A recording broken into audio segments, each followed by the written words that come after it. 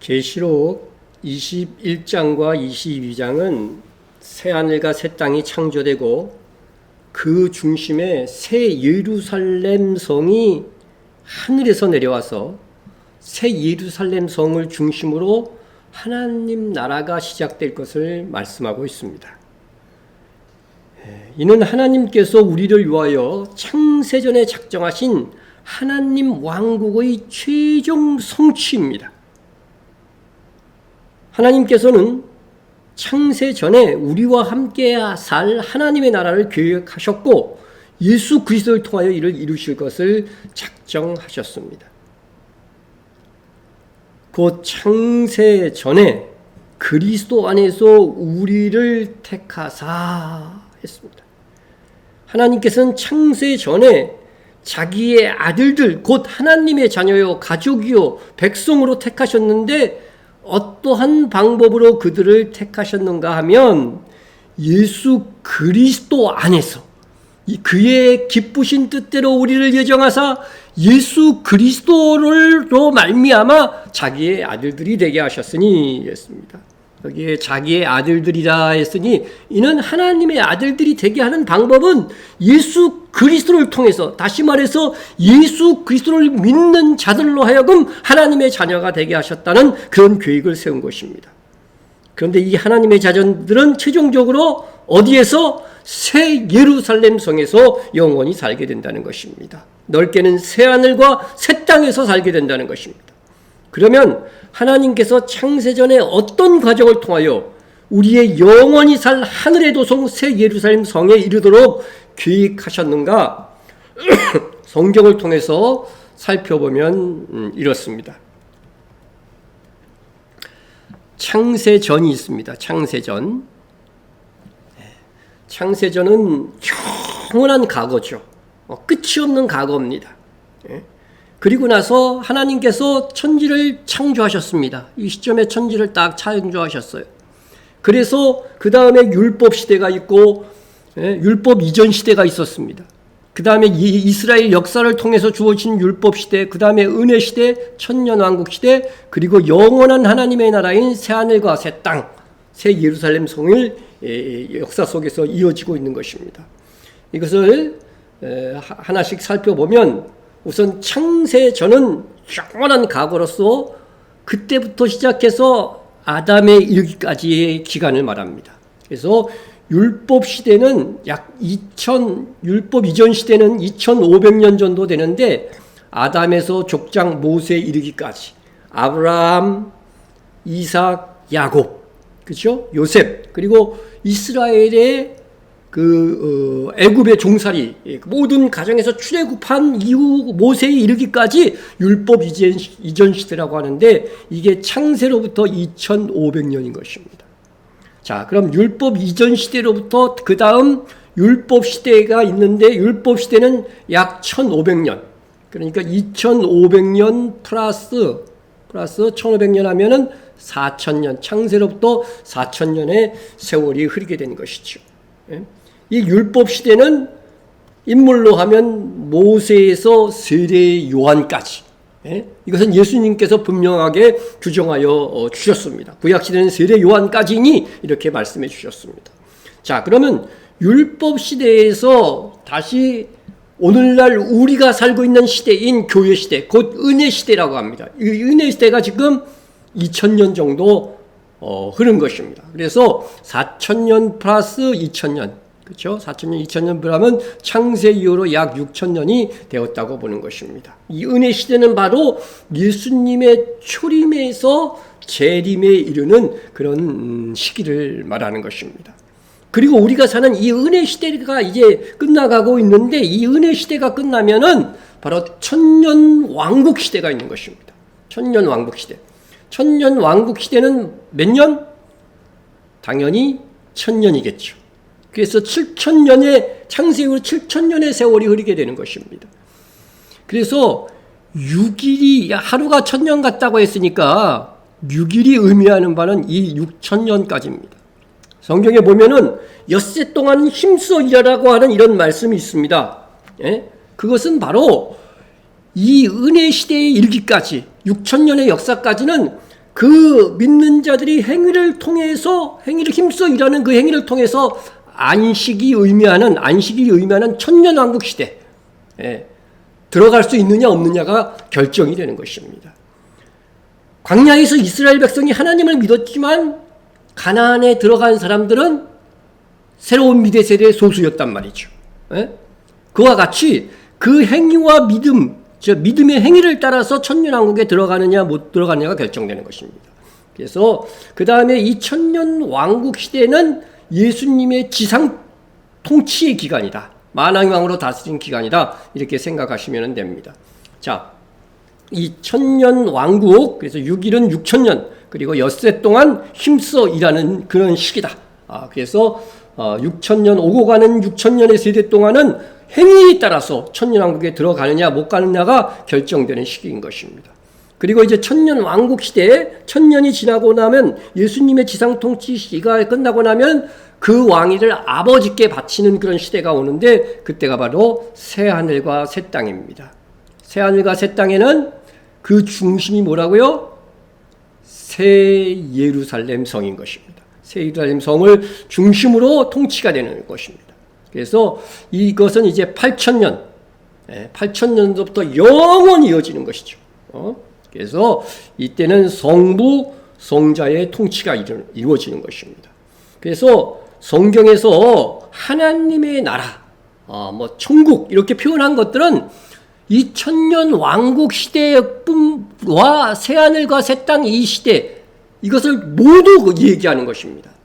특별히 마태복음, 마가복음, 누가복음에서의 하나님의 나라 천국은 천년왕국을 얘기를 해요. 그래서 여기에서는 철저하게 행함으로 들어가는 하나님의 나라를 얘기를 하는 것이고 새하늘과 새 땅에는 믿는 자들은 모두 들어갑니다. 그래서 믿음으로 들어가는 하나님의 나라를 요한복음이 얘기하는 것이죠. 영접하는 자 그 이름을 믿는 자들에게는 하나님의 자녀가 되는 권세를 주셨으니 하나님이 세상을 이처럼 사랑하사 독생자를 주셨으니 이를 저를 믿는 자라고 그랬어요. 믿는 자마다 영생을. 이거는요 요한복음에만 있는 거예요. 그래서 이 요한복음에서 말하는 하나님의 나라는 새하늘과 새 땅입니다. 믿음으로 가는 나라. 그러나 천년왕국은 믿음 플러스 행위의 공적이 합격된 사람들만 들어가서 첫째 부활에 이르고 여기서 천년왕국에서 주와 함께 왕노를 하는 자들은 새하늘과 새 땅에서도 왕노릇하게 된다. 여전히 그것을 요한계시록에서 분명하게 밝혀주고 말씀하고 있는 것입니다.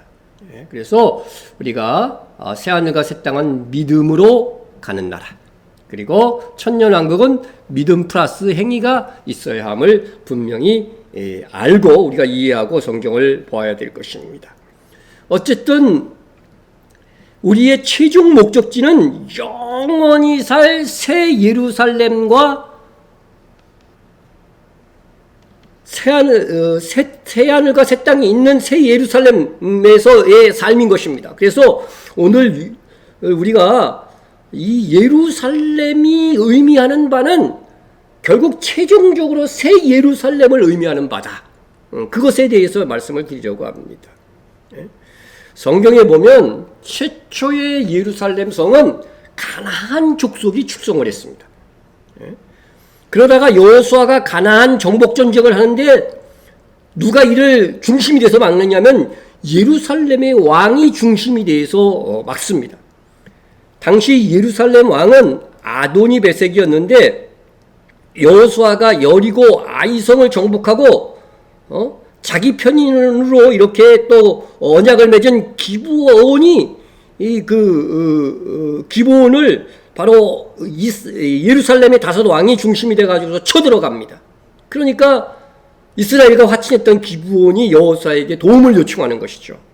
그래서 이에 여호수아의 군대가 출동을 해서 예루살렘 왕을 비롯한 다섯 왕을 잡아서 그 지휘관들로 하여금 목을 밟고 죽이는 장면이 성경에 기록되어 있습니다. 그러나 여호수아가 예루살렘 왕을 죽이고 그곳을 침범하고 공격을 했지만은 이때의 예루살렘은 온전히 정복되지 못했습니다. 말씀을 보면 이렇습니다. 여호수아가 죽은 후에 이스라엘 자손이 여호와께 여쭈어 이르되 우리 가운데 누가 먼저 올라가서 가나안 족속과 싸우리까? 여호수아가 죽은 후에라고 했으니까 여호수아가 살아있는 기간 동안에도 가나안 족속을 온전히 정복하지 못했다고 하는 이 말씀인 것입니다. 그래서 여호수아가 죽은 후에 우리 지파들 중에서 누가 먼저 가서 싸울 것입니까? 이렇게 얘기했을 때 하나님께 이걸 물은 거죠. 이처럼 이스라엘이 정상적일 때에는 언제 누가 먼저 싸우는 것조차 철저하게 하나님께 묻고 행한 것을 보게 됩니다. 이 하나님께서도 유다 지파를 선택했다고 말씀해 주십니다.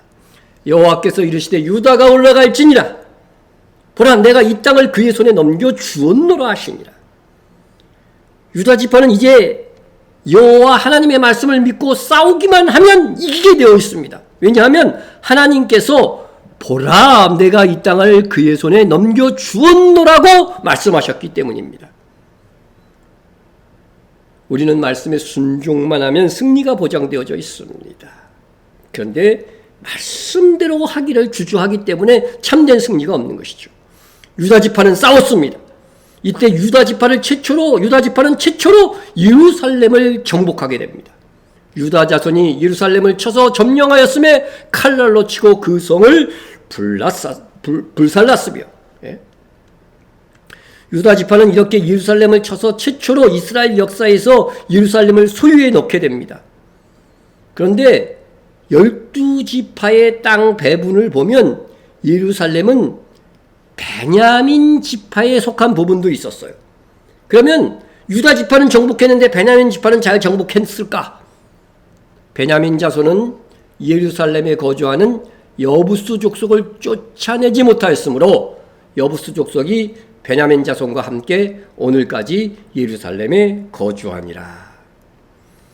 베냐민 자손이 속한 예루살렘은 온전히 예루살렘을 정복하지 못하고 여부스 종족이 그곳에서 남아 있었다고 하는 것입니다. 지도를 좀 보시면은요, 예루살렘이 어디냐면은 이곳입니다. 이곳. 그런데 베냐민 지파와 유다 지파의 이 경계선에 예루살렘이 있는 것을 보게 됩니다. 그러니까 이 사사기의 이 저자로 생각되는 게 사무엘인데 사무엘 시대까지 예루살렘은 이스라엘과 가나안 족속인 여부수 사람의 불편한 동거가 이루어지고 있었다는 것을 알 수 있습니다. 그런데 이것이 예언이 되어 오늘날 예루살렘도 마찬가지입니다. 예루살렘은 유대인들이 온전히 차지하지 못하고 있습니다. 예루살렘 이 지도를 보면은 지금 유대인 구역은요 겨우 요만큼이고, 그리고 아르메니아 구역, 기독교인 구역, 무슬림 구역이 제일 큽니다. 그리고 가장 중요한 성전이 있던 장소가 바로 무슬림들이 지금 관리를 하고 있어요. 그래서 정식으로는 지금 요르단이 관리를 하고 있는 것입니다. 그래서 모압 족속의 후예. 그래서 예수 그리스도가 오실 때 모압 족속을 멸한다는 말씀이 왜 있는지를 우리가 오늘의 현실을 보면은 더 정확하게 알 수 있다고 하는 것입니다. 예루살렘은 유대인들이 오늘날도 온전히 차지하지 못하고 있습니다. 그러나 다윗 시대에 예루살렘은 온전히 정복되었습니다.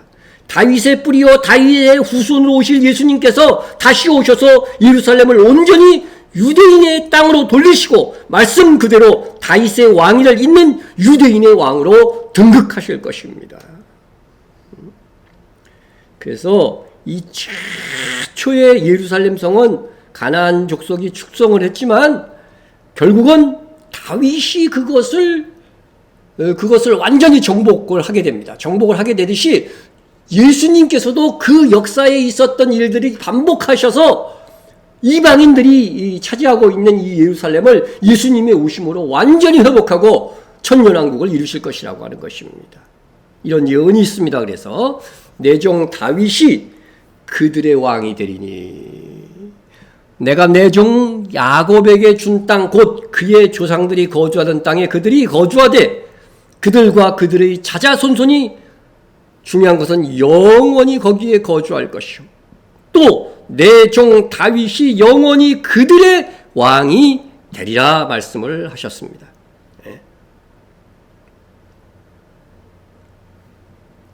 갑자기 왜 이렇게 되냐. 예, 영원히 그들의 왕이 되리라 했습니다. 여러분, 이 말씀은요, 에스겔 37장의 말씀인데 유대인의 홀로코스트를 예언하고 그들이 다시 가나안 땅으로 돌아와 거주할 것이라고 예언한 것입니다.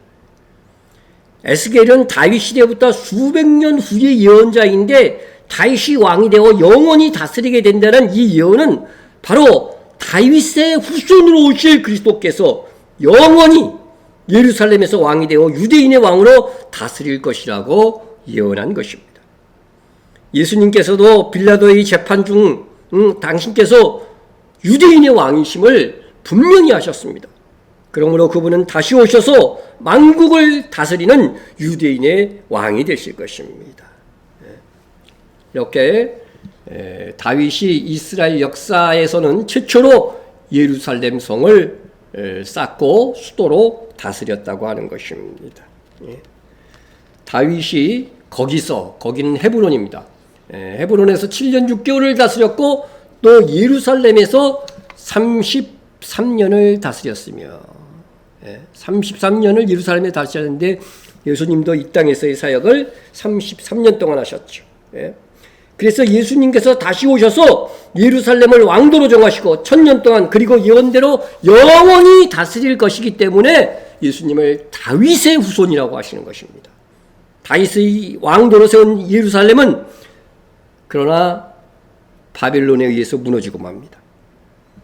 이후에 바벨론 유수가 끝나고 유다 자손이 이스라엘 땅으로 다시 돌아오면서 예루살렘 성을 재건한 사람은 누구냐? 느헤미야였습니다. 성전 재건은 스룹바벨이 했지만 예루살렘 성은 느헤미야가 한 것이죠. 이후 예루살렘은 헤롯 대왕에 의해서 확정이 되었습니다. 그러나 그 예루살렘 성벽도 AD 70년 로마에 의해서 완전히 파괴된 것입니다. 우리가 도표를 한번 보시면 예루살렘 성 건설은 다윗이 하셨죠.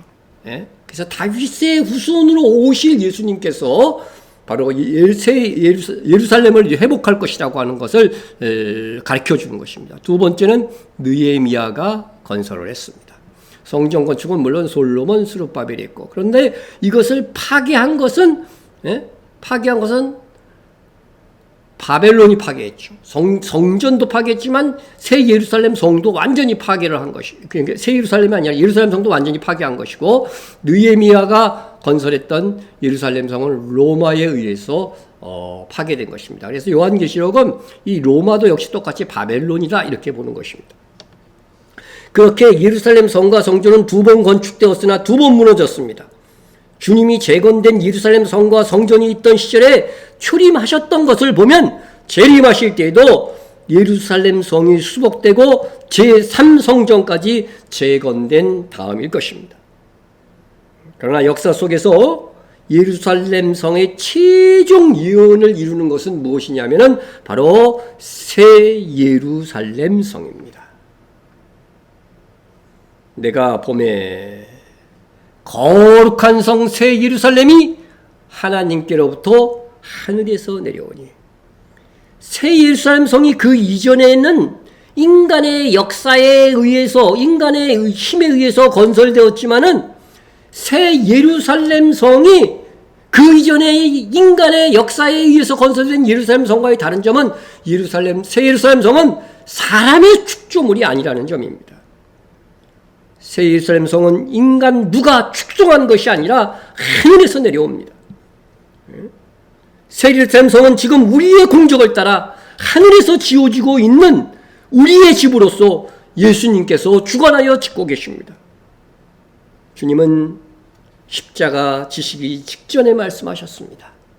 내가 너희를 위하여 거처를 예비하러 가노니, 가서 너희를 위하여 거처를 예비하면 내가 다시 와서 너희를 내게로 영접하여 나 있는 곳에 너희도 있게 하리라 했습니다. 여기서 말하는 거처가 뭐겠습니까? 바로 하늘에 지어지고 있는 새 예루살렘 성이고 우리의 거처인 것입니다. 주님께서 이 집을 다 지으시고 예비하면 다시 오신다고 하셨습니다. 그러나 주님께서 다시 오실 때 주님께서 우리를 위하여 예비한 하늘의 집으로 바로 우리를 데리고 가지 않으십니다. 지상 재림하사 이 세상에서 만왕의 왕이 되사 우리와 함께 만국을 다스릴 것입니다. 그동안 모든 신자들의 처소인 새 예루살렘 성은 여전히 하늘에 있는 것입니다. 새 예루살렘 성은 천년왕국이 지나고 새 하늘과 새 땅에서 비로소 그때가 되어서야 하늘에서 내려오게 되는 것입니다. 그런데 세상의 악한 영들과 그와 한편이 된 세상의 권력자와 부자들은 예언이 성취되는 그날이 오기 전까지 예언을 방해하고자 거짓 그리스도를 보내고 가짜 하나님을 주장하고 가짜 새 예루살렘 성을 추하고자 한다는 것입니다. 요즘 뉴스를 듣는다면 새 예루살렘 성도 흉내내려는 시도가 있는 것을 보게 됩니다. 최근 사우디의 빈살만 왕세자가 진짜 시내산이 있고 모세와 이스라엘 자손이 건넌 홍해 지역에 네옴시티를 짓겠다고 우리나라 기업들에게도 투자를 독려하려고 방한한 적이 있었습니다. 바로 이 지역이죠. 이 지역에 네옴시티가 여기인데 홍해를 건넌 것이 이곳이죠. 그래서 홍해를 건넌 이 시내산이 이 네옴시티 안에 있는데 이게 개발되면 혹시 이게 원형이 파괴될까 봐 걱정입니다. 시내산도 여기서 보면은 하나님이 강림하셨을 때 지금 그때 강림하신 이후로요 시꺼멓게 그을려서 지금까지도 한 폭이 나지 않고 지금 있습니다. 그것을 산 증거를 우리가 볼 수 있는데 천년왕국 때 볼 수 있도록 하나님께서 보존해 주시지 않을까 기대를 하고 있습니다. 그런데 이 대규모 사업도 아직 착공하지 않았는데 이번엔 예루살렘을 흉내내는 도시와 건물을 짓겠다는 발표를 하였습니다. 이스라엘의 중심지 메카에 있는 이 카바 신전은 새 예루살렘을 흉내낸 것이라고 할 수 있는데 이 카바라는 뜻 자체가 아랍어로 입방체, 그래서 영어로는 큐브에 해당합니다. 제가 새 예루살렘 성을 거룩한 큐브라는 제목으로 설교한 바 있는데 그것을 흉내낸 것이라고 할 수 있습니다. 제가 성막도 설교할 때에 하나님이 거룩 하신 분, 거룩을 3번 반복한다는 것은 그 정사각형 거룩한 큐브가 3개 가져다 놓은 것이 성막의 정확한 크기라고 말씀드린 바 있죠. 그런데 이제 이 카바 신전은요, 정확하게 직육면체는 아닙니다. 그런데 올해 2월에 사우디를 실질적으로 통치하고 있는 왕세자 빈살만이 경제 발전 계획 비전 2030의 일환으로 수도 리야드 북서쪽에 새 예루살렘 성의 비율과 똑같은 큐브 정육면체 모양의 초대형 마천루 무카부 건설 계획을 발표했습니다. 사우디가 이 거대한 574만 7,500평이나 되는 신도심을 건설하는 계획인데 그 도시의 중심에 바로 가로 세로 높이가 똑같은 400 곱하기 400 초대형 무가부를 짓겠다는 것입니다. 위치는 바로 이 사우디아라비아 이곳인데 그곳에 바로 이러한 새 예루살렘 성을 본뜬 그러한 정육면체의 건물을 짓겠다고 발표한 것입니다. 물론 새 예루살렘 성과는 비교가 되지 않지만 이렇게 새 하늘과 새 땅을 의미하는 어떤 도시에다가 그리고 그 가운데 새 예루살렘 성을 본뜬 정육면체의 외형의 건물을 짓는다고 하는 것은 이렇게 그들조차도 새 예루살렘 성을 의 도시와 성을 흉내내고 있다고 하는 사실입니다. 적그리스도가 만왕의 왕을 흉내낼 것이지만 온 세계 정부로부터 모든 지지는 얻어내지 못하고 멸망할 것입니다. 새 예루살렘 성에 대해서도 마찬가지입니다. 흉내는 내지만 이루지 못하고 주님이 오실 것입니다. 새 예루살렘은 우리의 행위를 따라 하늘에서 지어져 천년왕국이 지나고 새 하늘과 새 땅이 창조되면 그때 하늘에서 우리의 영원한 처소로 내려오게 되는 것입니다. 그러나 저들은 땅에서 사람에 의해 새 예루살렘 성을 지으려고 하니 그 규모나 영광은 비교가 되지 않습니다. 제가 예루살렘 성과 짝퉁 새 예루살렘 성 무카부를 비교해 보니까요, 새 예루살렘 성은 무카부의 무려 17만 바예요. 체적으로 하면, 면적으로 하면 3만 802배나 되는 것입니다.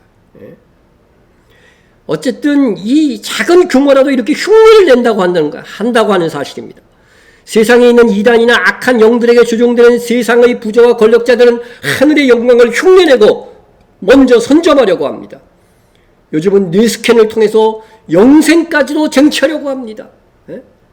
사람의 뇌를 지금 다 스캔해가지고 사람의 생각, 뇌 구조를 다 그대로 컴퓨터에 넣어가지고서 그것을 또 움직이는 그런 로봇에다가 소프트웨어를 제공하면은 내가 영원히 살 수 있다고 하는 겁니다. 그러나 그 흉내조차 저들은 성공할 수 없습니다. 이는 성경이 이렇게 말씀하고 있습니다. 성경을 통해 말씀하는 우리의 최종 소망은 새 예루살렘 성입니다. 이 꿈은 우리 하나님과 어린 양이신 예수님에 의해서 반드시 이루어질 것입니다. 이것이 요한계시록의 비전이요 성경의 최종적인 예언 성취인 것입니다. 그런데요, 새 예루살렘 성이 최종 목표인 우리에게 지금 가장 중요한 것은 무엇인가 하는 것입니다. 주님께서 이 하늘의 새 예루살렘 성 곧 우리의 처소로 예비한 처소는 주님께서 알아서 일방적으로 집을 짓고 무작위 추첨을 통해서 로또처럼 우리에게 주시는 것입니까? 그것이 아니라고 하는 것입니다. 그렇다면 공의의 하나님일 수가 없는 것이죠. 성경에서 우리를 통해서 우리를 지어져 가는 건물이라고 표현합니다.